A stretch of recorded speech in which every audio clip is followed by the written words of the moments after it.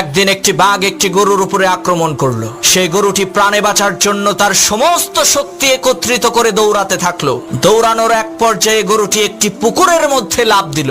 ঘটনাক্রমে সেই পুকুরের মধ্যে কোনো পানি ছিল না, শুধু ছিল কাদা। এদিকে গরুর পেছন পেছন বাঘটিও সেই পুকুরের মধ্যে ঝাঁপ দিল। এতে করে গরু এবং বাঘ দুইজনেই পুকুরের কাদার মধ্যে গলা পর্যন্ত আটকে গেল। তখন বাঘ রাগান্বিত কণ্ঠে গরুকে বলে উঠলো, ওই হারামজাদা, তুই আর লাফ দেওয়ার জায়গা পাইলি না?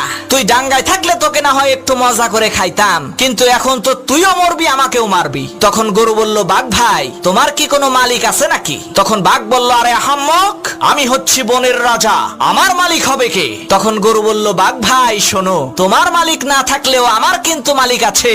সন্ধ্যাবেলায় আমার মালিক আমাকে এখান থেকে উদ্ধার করে নিয়ে যাবে, আর লোকজন জড়ো করে আনন্দ উল্লাস করতে করতে তোমাকে পিটিয়ে মারবে। মনে রাখবা মুসলমান, তোমারও কোনো ভয় নাই, তোমারও একজন মালিক আছে।